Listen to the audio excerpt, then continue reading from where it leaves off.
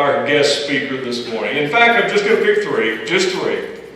And I'm going to tell you first of all that Al Tompkins is a great teammate.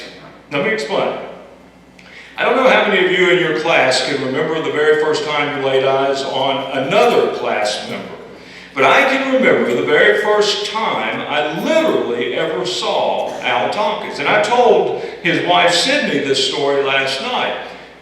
It was when we were in 5th grade. It was during Little League football practice, and all four teams, the Blues, the Reds, his was the Blues, I was the Red, the Golds and the Greens. Some of you remember because some of you were coaches, Ronnie Ladd, I remember, Billy Ray Newby, I remember.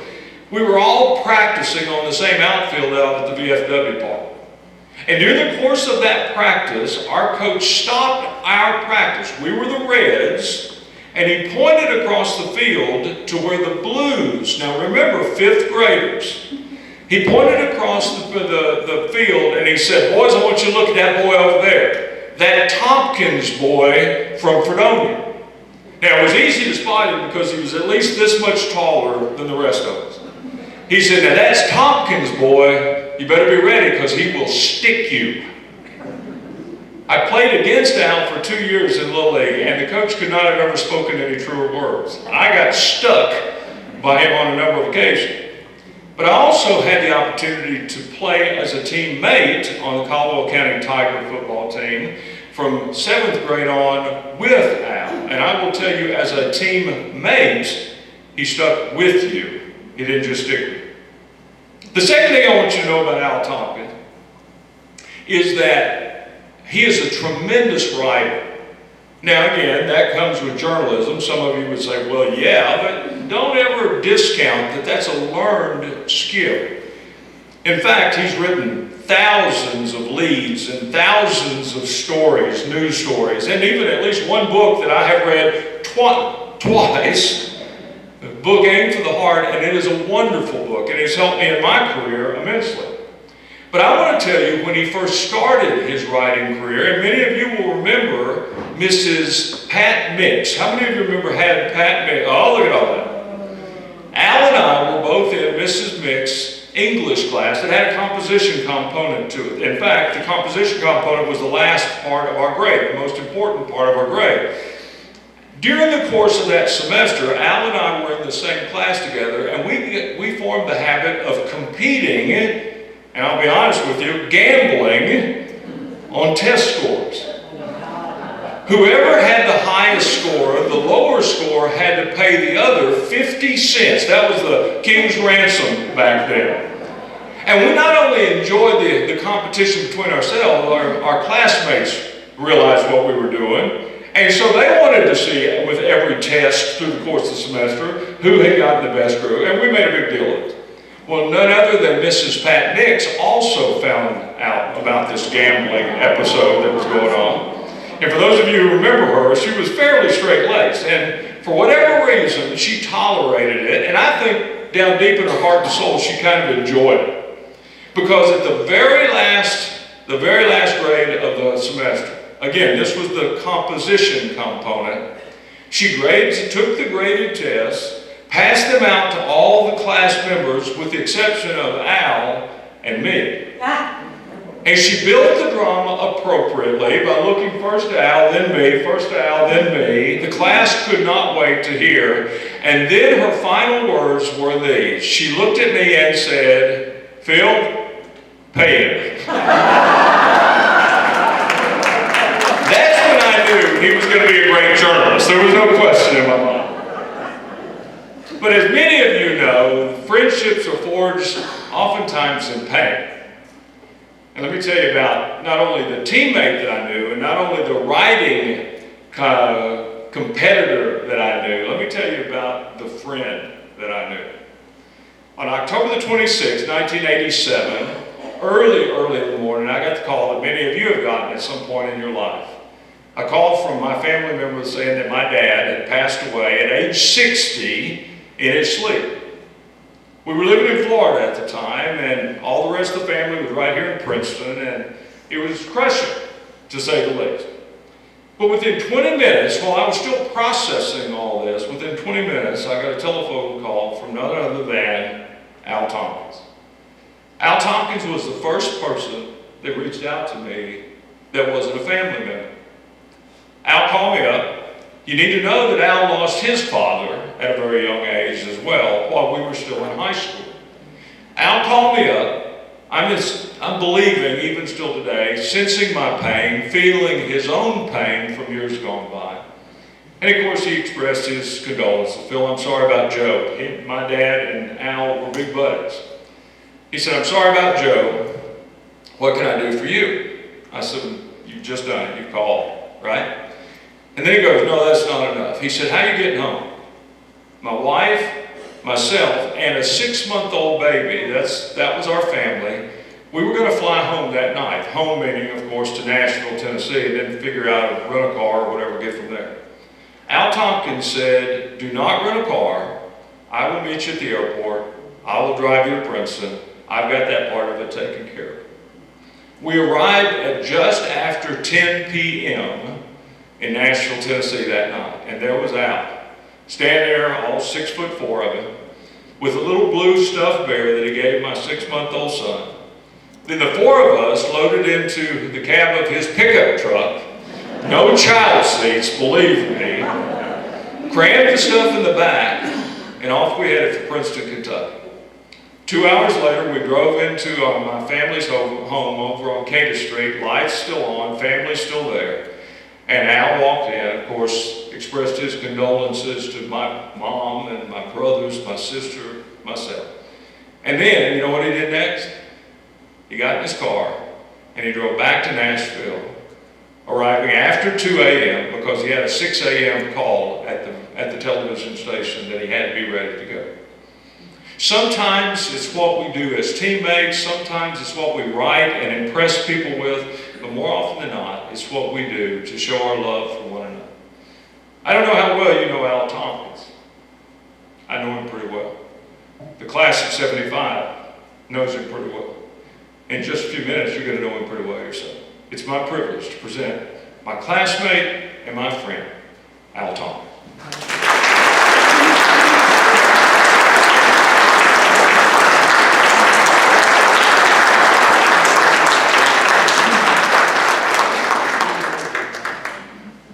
Gerald, you prayed for clarity and you prayed for emotions. You should have prayed for brevity if you were going to ask him. Now, the class of 75 is here mostly out of self-preservation. They're afraid I'm going to tell real stories about them. And so they're 75. Hello? They're scared to death that I'm going to tell stories about them. And Randy Farmer contacted me about a year ago. That's the thing about this speech, this talk. You know a year ahead, now just think for a second. If you knew a year ahead of time that you were going to have to talk to a bunch of people who really know you, you have to really think about, what have I got to say to these people? And so I thought, well, I've got a year, maybe I can do something important between now and then that I can, tell them. Maybe I can tell them that I met famous people. Maybe I can tell them that when I was in Nashville, maybe I can tell them that I hung out with Beyonce, but maybe I can tell them about the time I won the Nobel Prize. I got time. Or I hung out with the Pope, but none of those things happened, and I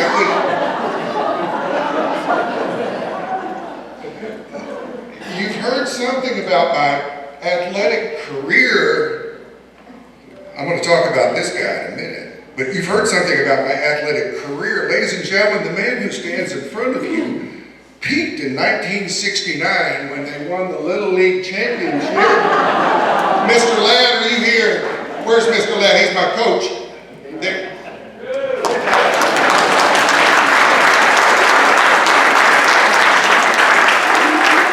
The Mighty Blues. Mr. Ladd was the architect of the single wing offense, undefeated. And let me assure you that there are people here today who are still stinging from the fact that we were undefeated for 2 years. Isn't that right, Mr. Van Dusen? Mr. Stalin, some of you are still stinging from that. Unfortunately, this was the peak of my athletic career. So, instead of talking about me and television and all of that stuff, I thought I would talk about you. And I'll try to be true. I'll try to be true. This is, by the way, I want to show some people, when you see them, when you know them, call out their names. This is Twyman Board. There were many, many, many of us who call ourselves Twyman babies because Twyman Board launched our careers, and there's absolutely no doubt about that. Where's Mike Caldwell? He would say the same thing. There's Mike, graduated with my sister. There's many of us who made it in television and radio because of Twyman. And he gave me a job when I was 15 years old. My mother actually had to drive me to the radio station because I wasn't old enough to have a license. This is the kindest, most thoughtful, gentle man who will encourage you your whole life. And I can't bury the lead. Before I say anything else, I just have to say thank you to Twyman Bourne, who I could never have made it in television or radio without you, and I thank you.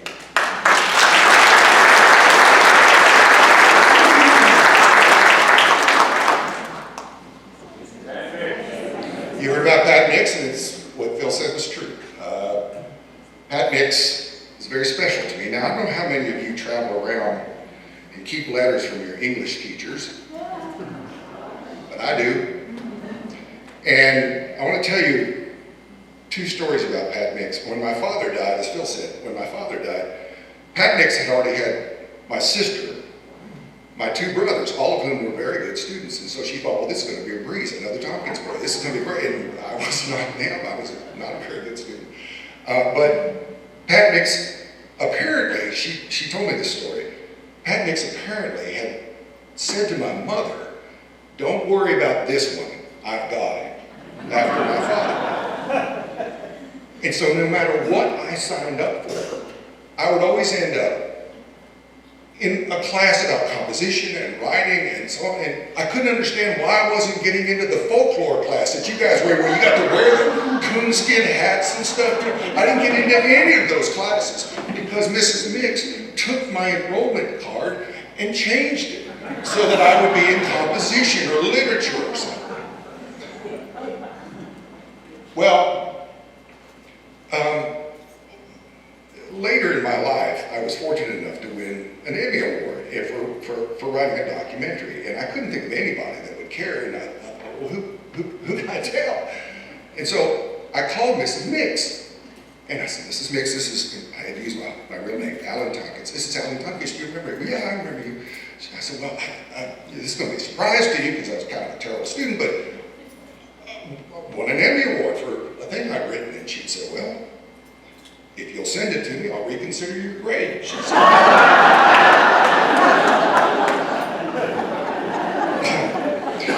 Later she wrote me a letter. I just want to read it. As I was growing up, my mother often said to me, give the world the best you have, and the best will come back to you. Thank you for the phone call and for honoring me in such a special way. And I have letters from, well, Mrs. Yancey and Mrs. Brown. What was the folklore guy's name? Mr. I never had it. Mr. Hensley. But I remember thinking, because I had to learn how to write, I remember thinking, Jones, Brown, Yancey, Tandy, mix. Jones, Brown, Yancey, Tandy, mix. I thought, I had to learn how to write. It's a rhythm, and I thought, oh, that's interesting. Jones, Brown, Yancey, Tandy, mix. And so I was learning the rhythm of writing. And I always thought, this would be a great name for a law firm. Who's this? Patty Yancey. So, I think the boiler room is that way, right? The old boiler room was downstairs here, and her English class was down in the corner down there. And we were in classical literature and studying Shakespeare. And I remember saying to Mrs. Yancey, I don't get it. I don't understand it. I don't get it. I don't know what they're talking about. I can't understand it. And she said, walking up the stairs, she said, well, have you seen Gone with the Wind? And I said, yes. She said, Romeo and Juliet's the same as Gone with the Wind without the dancing and singing. kind of practical knowledge you would get when you came to Caldwell County. She said, oh, by the way, Dumbo and Bambi is the same story with different animals. And that was a whole new reset.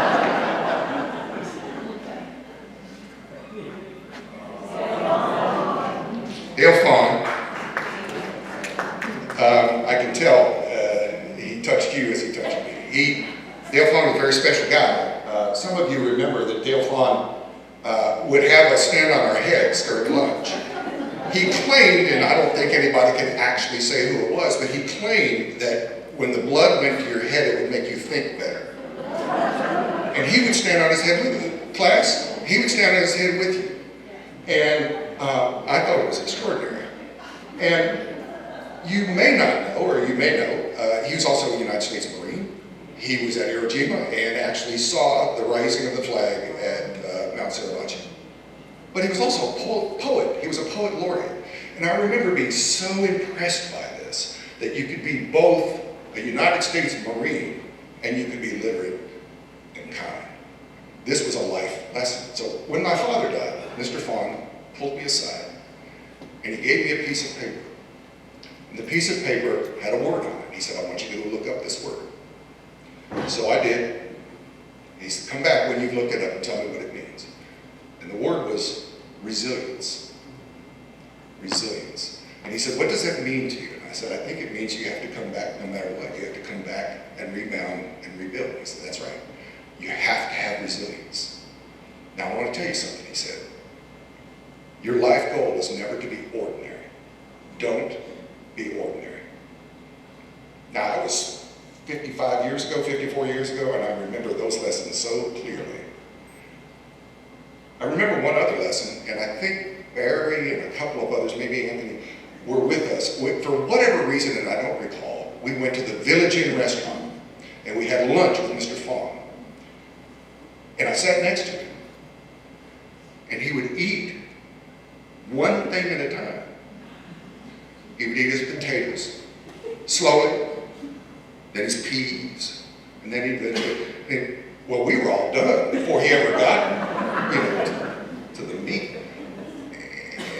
And this was new to me because in my family, I grew up with two brothers who were pretty big boys, and eating was a full contact sport in my family. I mean, once my father got up, there was going to be bloodshed, if you get away with the macaroni. And so I said, why are you doing that? He said, I don't want to go quickly when I eat. I want to take time to show gratitude for how this food got here and that we have food. And I want to taste the food. I want to think about the food. And I was thinking to myself, well, that's why he's so daggone skinny as you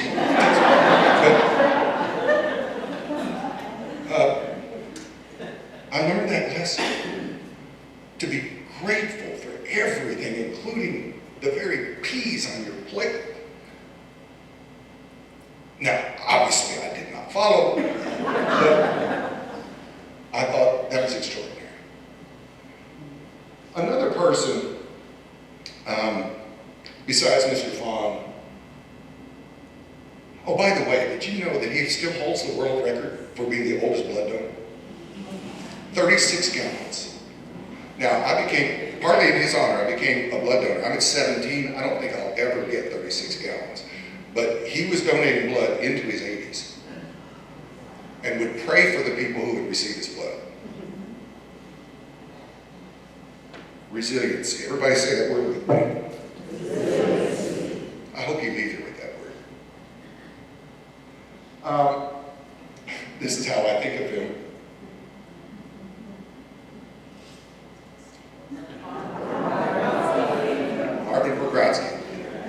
And his father, Saul. So my mother loved Marvin Bogratsky, not a headline you expected to hear today.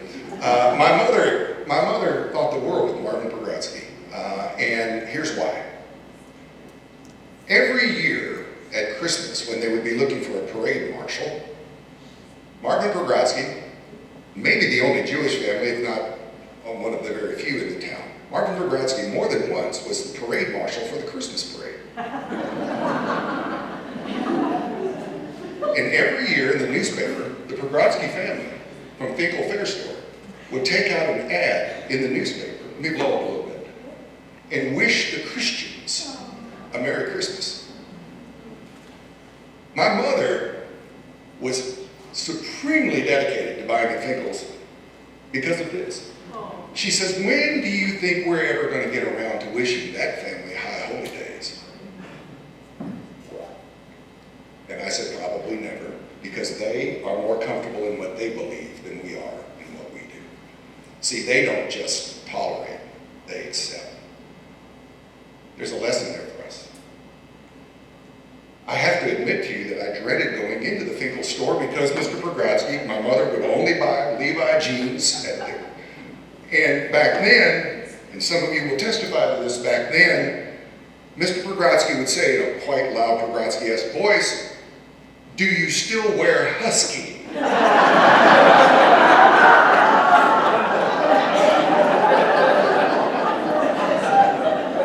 Can any of you testify? You know that's oh yeah, I still wear Husky. So there they are together. How's that for a duo? Can you imagine what that conversation was? Well, this story is going to involve Mr. Van Hooser. You remember the A&P store on the corner. Phil and I were walking down the street, right past there, and they used to have apples out there in a basket. Some of you remember this. And we were walking, and this, whoever he was, the grocer came out and was screaming at them. I said, Phil, screaming at Phil, you stole those apples.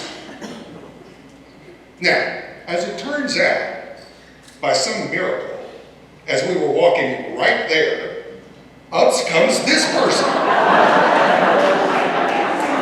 who is a forceful person, if there ever was a forceful person, yes? Eloise Jaggers came by, grabbed both of us sort of by the collar, and she said, not these boys. These are good boys. It wasn't necessarily true, but she was saying that. And so she says, these are good boys. And she hustled us down the street toward Herb's barbershop, just got us out of the way. And she said, you boys didn't steal any apples, did you? To which Phil said, no, not today.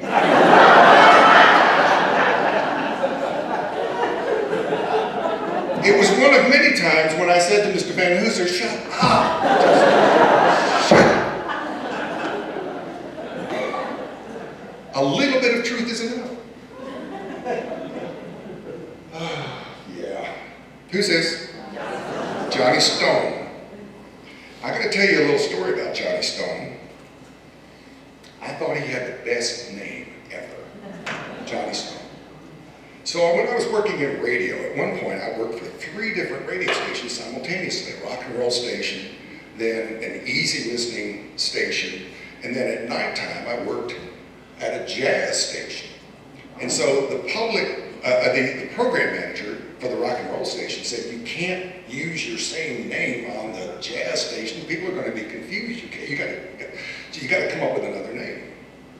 And so at nighttime, you would have heard this. Easy 92 FM Jazz. I'm Johnny Stone. Isn't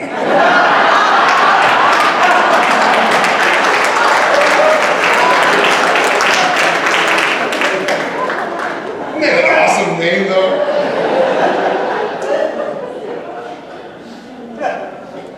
I always thought if I was in the movies, I wanted to be Johnny Stone. Somebody sent me this picture that says, the picture on the right is the best picture ever taken. All right, who's this? Dixie Jones. You know Dixie Jones? Who's the class of 71 back there? I saw the class of 71, you. My oldest brother was in that class. And I want to tell you this story because it's going to lead us to it. Dixie Jones, as you know, was Jimmy Jones, Sheriff Jimmy Jones' son-in-law. And he became a coach over in Tree County and later Christian County. But in this gymnasium, right over here, on graduation night, 1971, something occurred. Do you remember? Dixie Jones released a baby pig that he had been hiding underneath his gown. A baby pig went all the way through. And the last words of graduation 1971 was, Mr. Jones, be in my office at 8:30. level of delinquency for me was something I could aspire to. And so I come to the diciest story of all. And this is the one that I'm not going to name any names, but there are people in the auditorium who are going to know the story to be true. You see, there came a time when we decided, a group of us, that we were going to go to the family drive-in. Now, I can tell from some of you men who are shifting seats that you also have been to the family drive-in in Oak Grove, Kentucky, because of the movies that they shared. Yes, some of you remember this. What kind of movies did they share there? Well, they were X-rated movies at the drive-in. Funny that they called it the family drive-in. I don't remember what movie we were going to see, but it was probably something like Shanty Tramps or something like that. And we piled into a red Plymouth, and we drove over to see the double feature film. And on the way, somebody in the car decided, maybe we ought to stop and buy some beer. We were 17 years old, but we pulled into a quick market and they said, Tompkins, get out and buy the beer. So I did. So I got out. I went in to buy the beer, and you know what happened? They said, well, do you have an ID? And I said, no, it's in the car. And so I went back out, beerless, and they said, failure. And at that time, one of my friends in the car noticed a fellow who very clearly had a great deal of experience in buying beer was coming up the alleyway. They said, well, try him. So I went up to him and I said, sir, listen, I got a $10 bill. If you wouldn't mind, would you mind going in there and buying us some beer? And you can keep the change. He didn't say anything, he just took the money, he walked in there, and we could see through the glass he was in there successfully. And there were 5 of us, it was buying a 6-pack. I don't know what we thought we were going to get out of it. But he bought the beer, he got the change, he came out the door, turned right with the beer and the money, we never saw him again.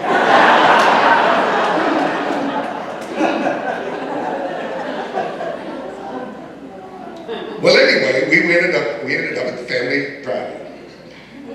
And one of my colleagues noted about a half an hour in that there wasn't much of a plot line and the actors weren't very good. And he started criticizing the movie. So we decided, okay, that's enough of that. We left. And we started to drive home. I don't know, maybe this was God's revenge or something or another, but we were driving home, and for what reason, I don't know, the lights on the car went completely out. Now, we were right at the Caldwell County, Christian County line, right before you get to that really sharp turn under the bridge there, and we didn't have any lights. Well, that's not a good thing. So it was probably by now 10:30 or 11 o'clock at night. Somebody saw a light at a house and said, I'll go up there and make a phone call, call somebody to come help. Seemed like a dangerous thing, but he did it anyway, and he went up there and made a phone call. And who do you think they called?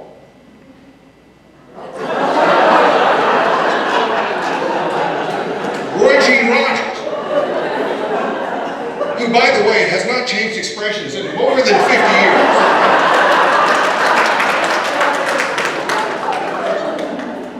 Have you noticed it? Well, I said, who called him? He's the juvenile delinquency officer. To which my colleague said, at this very moment, we are the definition of juvenile delinquents. I don't remember how he solved our problems, but somehow we got safely back to Princeton.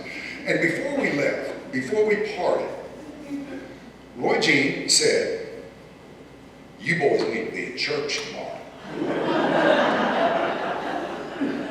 I thought he had some kind of superpowers and would know whether or not we were going to do that. So the next morning, I called Van Hooser. And I said, and this releases him from any culpability. He wasn't part of this. I called Van Hooser and I said, I need to go to church. To which my dear friend said, yes, you do. And he said, but I am going to Sunday school. I said, I don't really want to go to Sunday school. He said, there'll be donuts. I said, I'll be donuts. So we went to church in Sunday school. And the Sunday school teacher was Rod was the Sunday school teacher. I'm praying Rod's not in this room. Is he? Good. So Rod, as you know, was a pharmacist and ran Princeton Drugs. I guess he owned Princeton Drugs. And where everybody used to hang out. 53 years ago or so, I remember this so clearly. He was teaching this Sunday school class.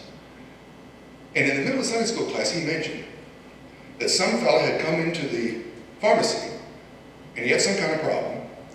And Rod said, and I just prayed with him. I said, whoa, wait. In the drugstore, you prayed with this guy. I said, in front of everybody. And he said, yeah. He was mystified as to why I was so mystified. Now, I didn't come from a churchy family. My family is what you Baptists call Creasters. We come at Christmas and Easter is negotiable. And so I really wasn't very well schooled in this whole praying business. And I said, well, tell me how that works. And he just sort of stopped right there and talked to me. Look, the joke in all this is I married a woman who's a preacher. And I can imagine she's praying right now. Get this boy out of here. This was a big deal for me because I'd never really heard of anybody who actually prayed other than over a Thanksgiving meal and meant it. And it was a pretty big breakthrough. And that was a long time ago. And it was a life-changing moment. Ronnie Oliver. Now, Ronnie Oliver and I had a special relationship because we were born on the same day, not the same year, but the same birthday. And he had a great sense of humor. And for whatever reason, Ronnie and I were working at the radio station at the same time, and for whatever reason, Ronnie Oliver was doing sign off, and I was doing sign on for a while. So whatever, he would shut it down, and I opened it up for a while. And he was a practical joker, yes? Anybody know this side of Ronnie Oliver? So he was a little bit of a practical joker, especially around me. And, well, let me step back for a second. That thing on the left, you class of 1990s, the thing on the left is a reel-to-reel tape. This preceded 8 tracks and cassettes. And we had reel-to-reel tapes at the radio station that we had to put on paper recorder. Every morning, or several mornings a week, we had this radio show. It was a few minutes long from a guy named Jack Crowner. We did the livestock report, the farm report, and it was on a reel-to-reel report. Now, when you went to work at WPKY, the first thing the Timon would tell you,